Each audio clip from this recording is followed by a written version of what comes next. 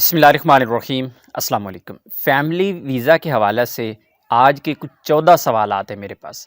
पिछले दिनों एक वीडियो मैंने अपलोड की थी और उसमें मैंने आपको 4 तरीके बताए थे, 4 स्टेप्स बताए थे कि 4 स्टेप्स में किस तरह आप वीज़ा लेने से लेकर वीज़ा स्टैंप करवाने तक किस तरह आप वीज़ा का जो प्रोसेस है वो कंप्लीट कर सकते हैं। लेकिन वीडियो क्योंकि लंबी हो जाती है, तो उसी वीडियो में तकरीबन मेरे पास ऐसे ज़रूरी सवालात आए हैं, कुछ लोगों ने पूछे हैं, तो बजाय इसके कि एक-एक बंदे को मैं रिप्लाई करूं और 14 अहम ही सवालात हैं। तो 14 सवालात वो कौन से हैं? इसके अलावा बहुत सारी और चीज़ें भी इसमें ऐड हो सकती हैं जो आपके काम आने वाली हैं। और अगर आप वाक़ई ही अपनी फैमिली को बुलवाना चाहते हैं और आने वाले वक्त में, या फिर आप अपने लिए विज़िट वीज़ा अप्लाई करना चाहते हैं, विज़िट वीज़ा हासिल करना चाहते हैं, तो ये इन्फॉर्मेशन आपकी ज़ाया नहीं होने वाली। हो सकता है आज की वीडियो 20 मिनट पे चली जाए, लेकिन बहुत ही अहम चीज़ें हैं।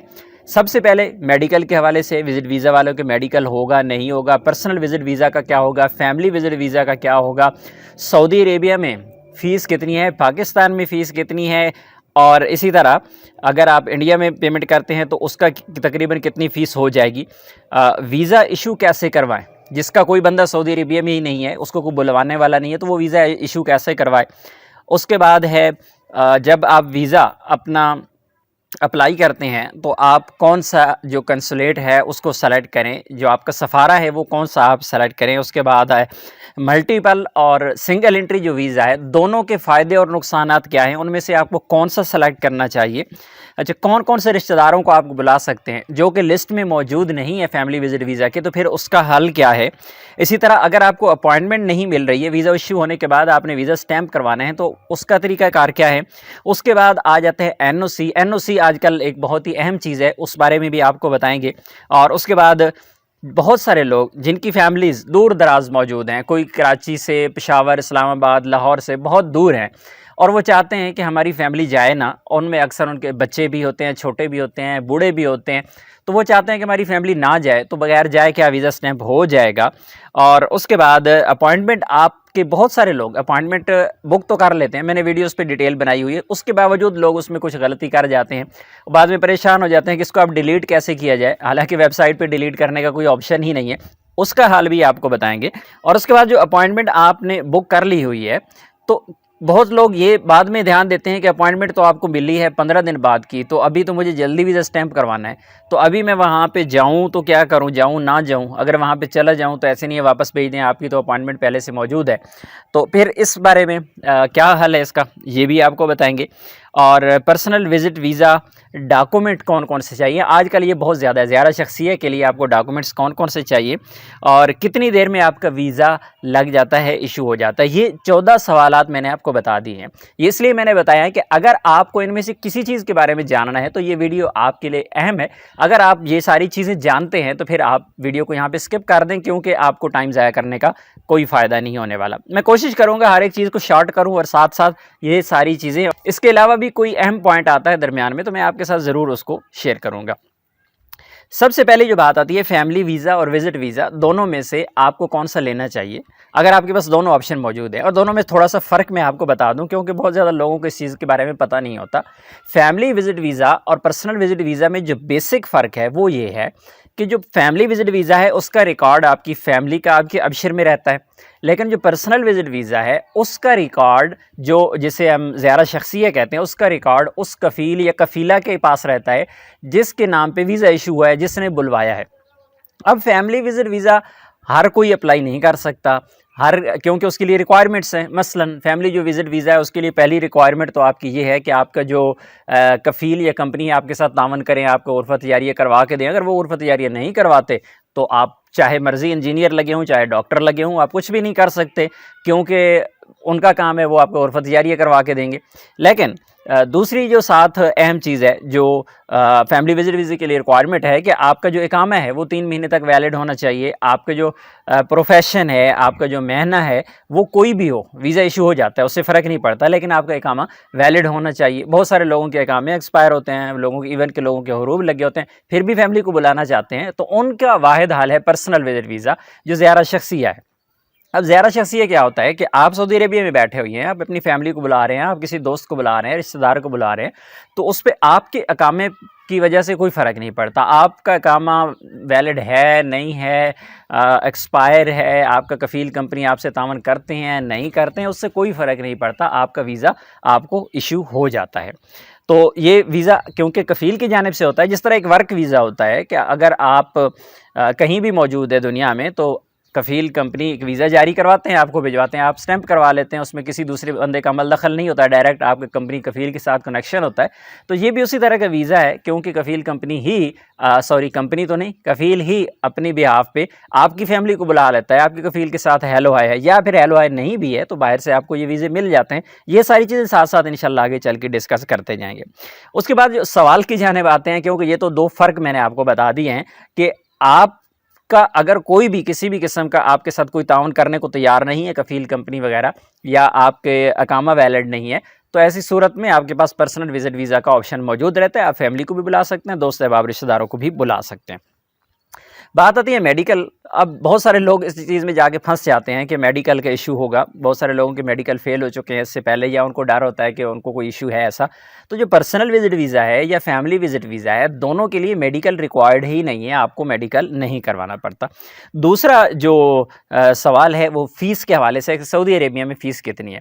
अब जो सऊदी अरेबिया में फ़ीस है वो वर्क वीज़ा की पहले बता दूँ, चले साथ ही साथ वो भी बताता जाए। वर्क वीज़ा की जो फ़ीस होती है, जो सऊदी शहरी वीज़ा इशू करवाता है तो उसको 2000 रियाल पे करना पड़ता है। लेकिन जो विजिट वीज़ा है, जो पर्सनल है या फैमिली विजिट वीज़ा है, उसके टोटल को 35-40 रियाल लगते हैं। जो वो उर्फ़ा तैयारिया करवाता है उसकी फ़ीस होती है, वो उर्फ़ा तैयारिया की फ़ीस है, बाकी इसके अलावा कोई फ़ीस नहीं है।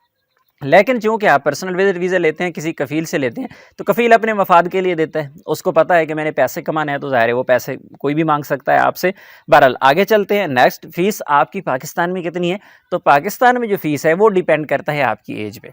अगर बच्चे हैं आपके, उनकी उम्र तकरीबन कोई 10 साल, 12 साल, 15 साल तक है, तो उनकी जो फ़ीस लगेगी वो तकरीबन 30, 32, 35 इस रेंज में लगेगी फ़ीस पर पासपोर्ट।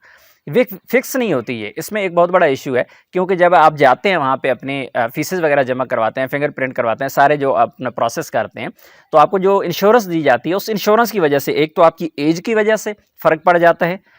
एज कम होगी तो फ़ीस भी कम होगी, इंश्योरेंस की एज ज़्यादा होती जाएगी तो फ़ीस भी बढ़ती जाएगी। और दूसरा ये है कि मुख्तलिफ इंश्योरेंस कंपनियों की उनके पास इंश्योरेंस होती है, कभी महंगे वाली, कभी सस्ते वाली, तो ये चीज़ों में फ़र्क पड़ता रहता है।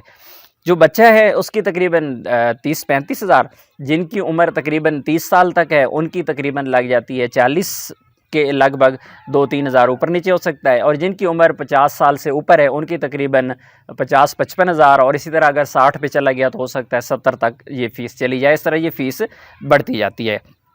उसके बाद जो चौथा सवाल है, वीज़ा इशू कैसे करवाएं। जो मैंने स्टार्ट में ही आपको बता दिया कफ़ील के हवाले से कि वीज़ा इशू कैसे करवाएं। वीज़ा इशू करवाने के लिए जो फैमिली विजिट वीज़ा है वो इशू करवाने के लिए आपको कफ़ील का सहारा लेना पड़ता है। आप डायरेक्टली भी इशू करवा सकते हैं, बाहर से आपको वीज़े मिलते हैं, लोग करते हैं, उसके तरीके हैं कि किस तरह आप वीज़ा इशू करवा सकते हैं, चाहे फैमिली विजिट वीज़ा इशू करवाना है या फिर पर्सनल विजिट वीज़ा। लेकिन उसमें जो इकामा है फिर भी आपका मायने रखता है। अगर इकामा वैलिड नहीं है तो ऐसी सूरत में आप फैमिली विजिट वीज़ा इशू नहीं करवा पाएंगे। लेकिन अगर कफ़ील कंपनी तावन नहीं भी करते तो इकामा वैलिड है, तब भी आपको वीज़ा इशू हो जाता है। उसके बाद कौंसलेट के बारे में एक बहुत बड़े सवालात आते हैं। अक्सर लोग वीज़े इशू करवा लेते हैं, वीज़ा जब आप अप्लाई करते हैं, और स्पेशली वो लोग जो खुद अप्लाई नहीं कर सकते या अप्लाई करते हैं तो उस वक्त उनको समझ नहीं आ रही होती। क्योंकि जब आप वीज़ा अप्लाई करते हैं तो आपके पास सिर्फ 2 कौंसलेट शो होते हैं, एक इस्लामाबाद का और दूसरा कराची का। तो दोनों में से ही आपको सेलेक्ट करना होता है। अगर तो आप मौजूद हैं यानी बलूचिस्तान में या आप सिंध में मौजूद हैं, तो तब आपको कराची सेलेक्ट करना है। अगर आप मौजूद हैं पंजाब, केपी और कश्मीर में, तो फिर आपको इस्लामाबाद सेलेक्ट करना है। क्योंकि ज़ाहिर इसी तरफ से भी, उस तरफ से या इस तरफ से वीज़ा आपने स्टैंप करवाना है। जब आपको वीज़ा स्टैंप करवाना होता है तो अप्लाई करते हुए आपको ये चीज़ अपने जहन में रखनी ज़रूरी है कि आपने वीज़ा कहाँ से स्टैंप करवाना है, कोयटा से कराना है या कराची से करवाना है। तो फिर अप्लाई करते हुए कराची सेलेक्ट करेंगे। बाकी वीज़ा अगर इस्लामाबाद का आप इशू करवाएंगे तो आप मर्ज़ी आपकी, आप लाहौर से स्टैंप करवा लें, पेशावर से करवा लें, इस्लामाबाद से करवा लें, तो ये आप वीज़ा अपना स्टैंप कर सकते हैं। लेकिन बहुत सारे लोगों को एक और भी कन्फ्यूजन रहती है कि कभी कभार लोग वीज़ा कराची का इशू करवा लेते हैं और बाद में परेशान हो जाते हैं कि अभी तो मेरे कराची का वीज़ा इशू हो गया, अभी मैंने लाहौर से स्टैंप करवाना है, क्या करूं? तब भी आपका वीज़ा स्टैंप हो जाता है। लेकिन अप्लाई करते हुए इस चीज़ का ध्यान आपको रखना चाहिए।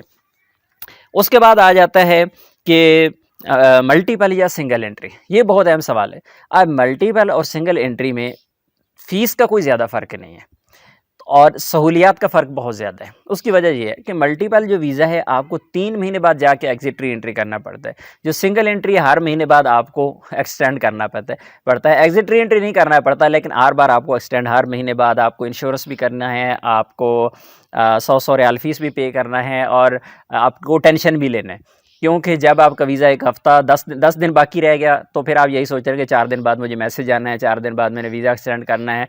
अच्छा, जब तक वो वीज़ा एक्सटेंड नहीं हो जाता टेंशन ख़त्म नहीं होती। अभी वीज़ा एक्सटेंड होते ही फिर हफ़्ते 10 दिन बाद फिर टेंशन शुरू हो जाती है कि फिर वीज़ा एक्सटेंड करना है। तो वो काफ़ी ज़्यादा मेरे ख़्याल में कि एक तो महंगा भी है, क्योंकि जब एक्सटेंड आप हर महीने करते रहते हैं तो आपकी कॉस्ट जो है बढ़ती जाती है। दूसरी जानिब अगर मल्टीपल विजिट वीज़ा है तो वो उसके 2 फ़ायदे हैं। कुछ लोग फैमिलीज़ को सिर्फ 2-3 महीने के लिए रखना चाहते हैं। जिस तरह गर्मियों की छुट्टियां हैं, तो छुट्टियों में अक्सर लोग चाहते हैं कि 3 महीने 2 महीने बच्चों को साथ रखें, वापस भेज देंगे। उसमें आपको बड़ा फ़ायदा ये होता है कि जब आपके वीज़ा स्टैंप हो जाता है, आपकी फैमिली सऊदी अरेबिया में एंटर हो जाती है, तो आपका जो 1 साल का टाइम है वो स्टार्ट हो जाता है एयरपोर्ट एंट्री से। वो 1 साल पूरा होता है आपके पास। आप फैमिली को महीना रखें, 2 महीने रखें, 3 महीने रखें, जैसे मर्ज़ी आप फैमिली को वापस भेज दें। और फिर 1 साल के अंदर जब भी आपका प्लान बने फैमिली को, बाज़-औक़ात लोग उम्रा करना चाहते हैं। बहुत सारे लोग मुझे कॉन्टैक्ट करते हैं, भाई पर्सनल विज़िट वीज़ा चाहिए हमें और कोई गर्ज़ नहीं है, हम सिर्फ उम्रा करना चाहते हैं। तो उम्रा के लिए ज़बरदस्त एक ऑप्शन है कि अगर आपके पास पर्सनल विज़िट वीज़ा हो तो आप जाएँ, उम्रा करें और सुकून से वापस आएँ। आपके पास वैलिड वीज़ा पड़ा हुआ है, साल के अंदर आप 3 बार उम्रे करें। आपकी मर्ज़ी है, जब आपका दिल करे। उम्रा पैकेज तो हर बार आप लेंगे तो बहुत ज़्यादा महंगा पड़ेगा। इसमें होता है अक्सर लोगों के दोस्त है, रिश्तेदार सऊदी अरबिया में मौजूद होते हैं, तो उनका इतना टाइम नहीं होता, वो बस जाते हैं, उनके पास को 2-4 दिन उधर रहे, हरम में इधर-उधर, मक्का में, मदीना में, हफ़्ता उधर गुजारा, फिर वापस। तो इस तरह वो जो वीज़ा है आपका पूरा साल वैलिड रहता है। और मज़े की बात ये है कि जब आपकी फैमिली या आप एग्ज़िट कर लेते हैं सऊदी अरबिया से एक बार, तो फिर आपको दोबारा उसे एक्सटेंड नहीं करना पड़ता। दोबारा आप एयरपोर्ट पे जाते हैं, एंट्री मिलती है, ऑटोमेटिकली आपका वीज़ा अगले 3 महीने के लिए एक्सटेंड हो जाता है। तो ये 2 बुनियादी फ़र्क हैं और जो चीज़ें हैं, अहम हैं। मुझे जो बज़ाते खुद लगता है, आपको हमेशा मल्टीपल विज़िट वीज़ा ही लेना चाहिए। उसके बाद है ये कौन-कौन से रिश्तेदारों के लिए आप अप्लाई कर सकते हैं। आप जब वीज़ा अप्लाई करते हैं तो उनमें आपको एक लिस्ट शो होती है, लेकिन मैं आपको फिर शॉर्ट भी बता देता हूँ कि बीवी, बच्चे, माँ-बाप, सास-ससुर, ये तो हैं वो जो लिस्ट के अंदर मौजूद है। दूसरी जानिब आप अपनी बहन को बुला सकते हैं, आप छोटे भाई को बुला सकते हैं, आप अपने साली को बुला सकते हैं। और इसमें एक और बहुत अहम चीज़ है कि जो लड़के हैं या मर्द हज़रात हैं, उनकी एज अगर 18 साल से ज़्यादा होगी तो मुश्किलात होती हैं उसमें। तो उसके लिए आपके पास दूसरा ऑप्शन जो रहता है, अगर आपको फैमिली विज़िट वीज़ा किसी रिश्तेदार के लिए नहीं मिल रहा तो आप पर्सनल विज़िट वीज़ा अप्लाई कर सकते हैं, वो आपको ईज़िली मिल जाता है। उसके बाद अपॉइंटमेंट नहीं मिल रही, ये बहुत अहम सवाल है, स्पेशली रश की वजह से। आजकल बहुत ज़्यादा रश चल रहा है, तो अपॉइंटमेंट नहीं मिल रही तो क्या करें? अब अपॉइंटमेंट के वीज़ा भी जल्दी स्टैंप करवाना है, तो उसके लिए आपके पास एक ही ऑप्शन होता है कि आप सुबह-सुबह एतमाद, जैरी, ताशीर ऑफ़िस जो भी है, सुबह-सुबह पहुँच जाएँ। इंशाल्लाह आपको उसी दिन में टोकन मिल जाएगा, लेकिन ज़रूरी है कि आप सुबह-सुबह पहुँचें। और अगर लाहौर में किसी ने जाना है तो मैं अल्फ़ाज़ कुछ नहीं कहूँगा, लाहौर वाले बहुत ज़लील करते हैं लोगों को। इस्लामाबाद अगर आपको करीब पड़ता है वो बेहतर है, पेशावर है, कराची वाले हैं, कराची वालों को तो वैसे अपॉइंटमेंट मिल जाती है, कोयटा में भी अक्सर अपॉइंटमेंट मिल जाती है, इतने ज़्यादा इश्यूज़ नहीं होते। ज़्यादा इश्यूज़ भी अपॉइंटमेंट के लाहौर, पेशावर और इस्लामाबाद में हैं। लेकिन इन तीनों में से अगर आपको कभी सेलेक्ट करना पड़े अपना वीज़ा स्टैंप के लिए सेंटर, तो आप कोशिश करें कि लाहौर ना जाएँ। मैं सिंपल से ये बता रहा हूँ कि वहाँ पे कोई कोऑपरेट बहुत कम किया जाता है। वहाँ का अमला जो है उनके बारे में बहुत शिकायत आती है। मुझे अक्सर लोग एक्सपीरियंस अपने बताते हैं, ऐसा हुआ, वैसे हुआ।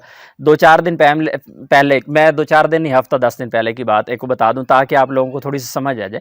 एक फैमिली थी, उनके पास पर्सनल विज़िट वीज़ा था, तो वो वहाँ पे गए हैं एतमाद ऑफिस जो लाहौर में है, तो उन्होंने कहा है जी आपके पास क्योंकि एनओसी नहीं है, एनओसी की भी हम बात करें क्या है, तो एनओसी नहीं है, आप एनओसी लेके आएँ। फिर उन्होंने एनओसी अरेंज किया, मुझे कॉन्टैक्ट किया, अल्हम्दुलिल्लाह एनओसी उनका अरेंज हो गया।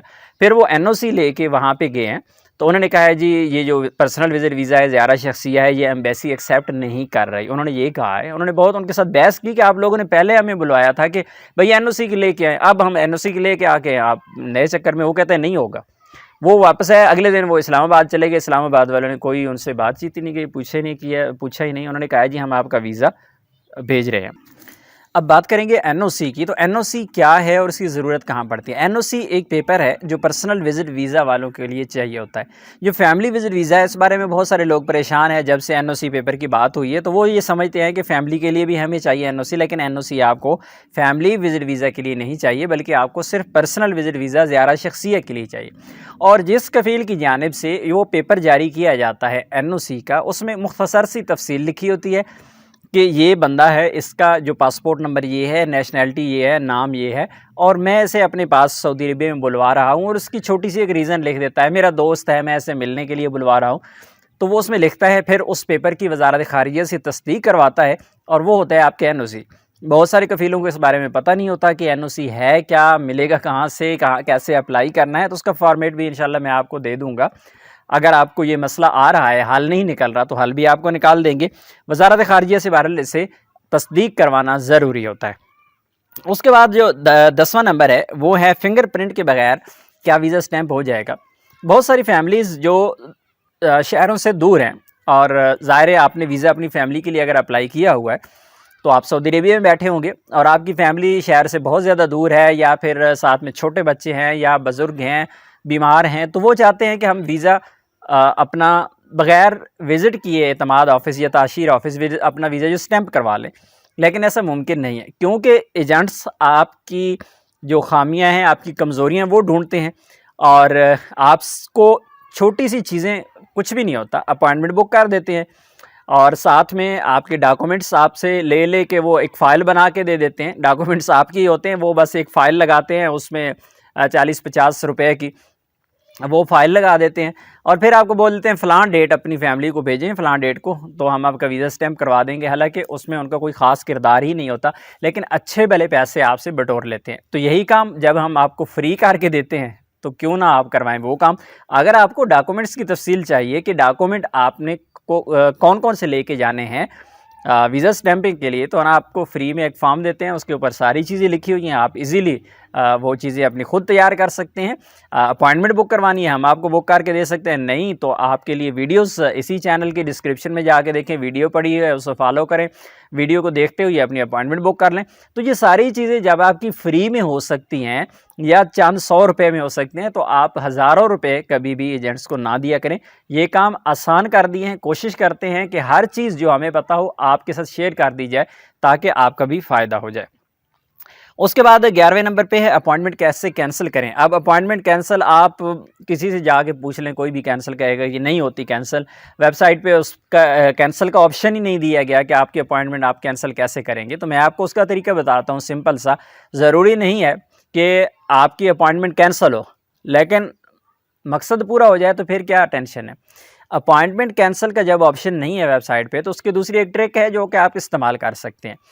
फॉर एग्ज़ाम्पल आपकी अपॉइंटमेंट बुक है 10 दिन बाद की, और आप उसे कैंसिल करना चाहते हैं। आपने अपॉइंटमेंट बुक करते हुए कोई गलती कर दी है, पासपोर्ट नंबर गलत इंटर कर दिया है किसी फैमिली मेम्बर का, किसी की स्पेलिंग गलत इंटर कर दी है, इस तरह का कोई भी इशू हो गया है, तो आप चाहते हैं उसे कैंसिल करें। तो आप क्या करें कि उसी वेबसाइट पे जाएं, वहाँ पे अपॉइंटमेंट रीशेड्यूल का एक ऑप्शन है, वहाँ पे जाएं, वहाँ पे अपना डाटा एंटर करें, और आपको जो भी करीब तरीन अपॉइंटमेंट मिल रही है, अगर किसी को कल की अपॉइंटमेंट शो हो गई है वहाँ पे कि क्वेटा में मिल रही है, हालांकि वीज़ा आपने इस्लामाबाद से स्टैंप करवाना है, लेकिन आपको शो हो रही है कि कल अपॉइंटमेंट आपको क्वेटा की मिल सकती है, कल वाली अपॉइंटमेंट वो बुक कर लें, चाहे लॉन्च की मिल रही है चाहे नॉर्मल वाली मिल रही है, अपॉइंटमेंट बुक कर लें, कल का दिन वेट करें, कल आपकी अपॉइंटमेंट जब एक्सपायर हो जाएगी, नई अपॉइंटमेंट आप दोबारा वेबसाइट पर दोबारा नए से बुक कर सकते हैं, क्योंकि यहाँ पर ना तो आप एडिट कर सकते हैं, बहुत सारी इन्फॉर्मेशन है जो चेंज नहीं हो सकती एक दफ़ा बुक हो जाए, ना ही कैंसिल हो सकती है। तो उसका ये वाहिद तरीका है कि अगले दिन की कोई भी अपॉइंटमेंट जहाँ भी आपको मिल रही है उससे बस बुक कर दें, वो एक्सपायर होगी, नई अपॉइंटमेंट बाद में दोबारा आप बुक कर सकते हैं। तकरीबन 2 साल पहले जो आपकी अपॉइंटमेंट बुक होती थी उसको डिलीट करने का ऑप्शन मौजूद था वेबसाइट पे। अगर कोई डिलीट नहीं करता था, एक्सपायर होती थी, तो फिर उसके लिए बहुत बड़ा मसला होता था कि नई अपॉइंटमेंट मिल ही नहीं सकती थी। लेकिन अभी डिलीट का ऑप्शन नहीं है, लेकिन आप उसे एक्सपायर अगर कर दें तो नई अपॉइंटमेंट आप बुक कर सकते हैं। उसके बाद अपॉइंटमेंट आपकी बुक हो चुकी है, लेकिन आप चाहते हैं कि मैं अपॉइंटमेंट से पहले ही चला जाऊं, तो क्या आप जा सकते हैं? बिल्कुल जा सकते हैं, लेकिन उसके लिए ज़रूरी है कि आप सुबह 8 बजे से पहले पहुंच जाएं। उसमें काफ़ी ज़्यादा चांसेस होते हैं आपको जो है टोकन मिल जाए और आपका केस जो है वो डील कर लिया जाए। लेकिन जो शहरों से ज़्यादा दूर हैं वो बंदा कोई रिस्क ना ले।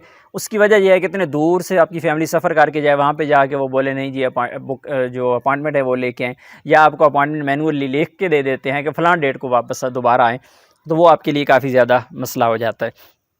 उसके बाद पर्सनल विजिट वीज़ा के डॉक्यूमेंट्स क्या हैं? अब फैमिली विजिट वीज़ा के मैं बहुत बार बता चुका हूँ, यहाँ पे बताने की ज़रूरत नहीं है। अगर किसी को चाहिए तो आप व्हाट्सअप कर दें, मैं आपको एक फॉर्म सेंड कर दूँगा, उसके ऊपर सारी चीज़ें लिखी हैं।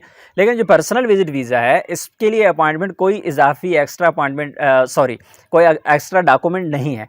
डॉक्यूमेंट आपको चाहिए जो वीज़ा जो आपको सऊदी की जानिब से इशू हुआ है, वो वीज़ा की कॉपी चाहिए, साथ में एनओसी का एक पेपर चाहिए, और उसके साथ आपका पासपोर्ट होगा, आपका आईडी कार्ड होगा, अगर आपने कोरोना वैक्सीन लगवाई है उसका कार्ड होगा, नहीं भी लगवाई तो भी इतना कोई मसला नहीं है। तस्वीरें बना लें, ठीक है, नहीं तो आप जब जाएंगे फिंगर करवाने तो आपकी तस्वीरें वहाँ पे वो खुद ही बना लेंगे। तो कोई एक्स्ट्रा इसके लिए आपको डॉक्यूमेंट नहीं चाहिए, क्योंकि बहुत सारे लोग इस बात से परेशान हैं कि फैमिली विजिट वीज़ा के लिए जब आप किसी थर्ड रिलेशन को साथ बुला रहे होते हैं तो आपको एफआरसी देना पड़ता है। तो अब क्या करें, ये तो सऊदी ने वीज़ा दिया है तो आप इसके लिए एफआरसी कहाँ से लाएं? तो आप एफआरसी की ज़रूरत नहीं होती, वो एनओसी का पेपर ही आपके लिए काफ़ी होता है। अच्छा, उसके बाद जो सवाल है कितनी देर में आपका वीज़ा लग जाता है, ये एक बहुत अहम सवाल है। अक्सर लोगों ने टिकट बुक करनी होती हैं और वो ये पूछते हैं कि भाई टिकट बुक कर लूँ 10 दिन बाद की, हफ्ते बाद की, महीने बाद की, कब की टिकट बुक करूँ? तो बिल्कुल आसान सा फार्मूला आपको बता देता हूँ कि जो आपकी टिकट है उसे आप जिस दिन आपके डॉक्यूमेंट सबमिट हो चुके हैं या होने हैं उस डेट से आगे मिनिमम 10 दिन का गैप रख लें, क्योंकि 4-5 दिन में आपका वीज़ा स्टैंप होता है, तकरीबन 3-4 दिन कोरियर वाले ले जाते हैं, और जब आपका जब आपका वीज़ा स्टैंप हो जाता है तो 4-5 दिन बाद वीज़ा पासपोर्ट आपके घर पे आ जाते हैं। तो अगर तो आप उसी शहर में मौजूद हैं जहाँ पे आपने अपने डॉक्यूमेंट सबमिट किए, मसलन आप इस्लामाबाद की रिहायशी हैं, लाहौर की रिहायशी हैं, तो फिर आप कोरियर का ऑप्शन ही सेलेक्ट ना करें। जब वहाँ पे आप जाते हैं, अपना डॉक्यूमेंट सबमिट करते हैं, फिंगर लगाते हैं, तो उनको बता दीजिए कि भाई हम अब जो पासपोर्ट है ख़ुद कलेक्ट करेंगे। जिस दिन वेबसाइट पे आपका स्टेटस शो हो जाए कि वीज़ा स्टैंप हो चुके हैं, अपने जो डॉक्यूमेंट हैं वो अपने पासपोर्ट है कलेक्ट करें, तो उसी दिन जाके एतमाद ऑफिस से या ताशीर से वहाँ पे जाके अपने जो डॉक्यूमेंट है, पासपोर्ट है, वो ले लें, बजाय इसके कि आप 3 दिन इंतज़ार करें कि कोरियर वाले कब आएंगे। हो सकता है दरमियान में कोई छुट्टी आ जाए कोई ऐसी, उसके बाद आप फिर देखते रहें। और कोरियर का जब आप वो कोरियर के ज़रिए भेज देते हैं आपके घर पे पासपोर्ट, तो ना आपके पास कोई ट्रैकिंग आईडी होती है, ना आपको ये बताया जाता है कि कौन सी कोरियर सर्विस के ज़रिए जो आपके डॉक्यूमेंट है भेजे गए हैं। तो आप परेशान ही रहते हैं, पता नहीं कब आएंगे, हालांकि अगले दिन ही आ जाएँ सुबह, लेकिन वो एक टेंशन सी रहती है। तो इसलिए अगर आप उसी शहर में हैं तो फिर सही है, ख़ुद जाके कलेक्ट करें। अगर आप दूर दराज कहीं रहते हैं तो फिर आप बाय कोरियर अपने जो पासपोर्ट हैं वो मंगवा लें। तो उम्मीद है आप लोगों ने जब यहाँ तक वीडियो देख ली है तो इन्फॉर्मेशन आपको अच्छी लगी होगी। बहुत सारी चीज़ें ऐसी होंगी जो आपको पहले पता नहीं होगी, या जिन चीज़ों के बारे में आप कंफ्यूज थे, आपकी कन्फ्यूजन यकीनन यहाँ पे क्लियर होगी। लेकिन फिर भी अगर आपको कोई सवाल है तो आप कमेंट में लिखें, इंशाल्लाह कोशिश करूँगा कि आपको उसका रिप्लाई किया जा सके। अपनी दुआ में याद रखिएगा, जाते जाते एक अंगूठे का बटन दबा दीजिएगा। मिलते हैं नेक्स्ट वीडियो में, तब तक के लिए इजाज़त दीजिए। अल्लाह हाफिज़।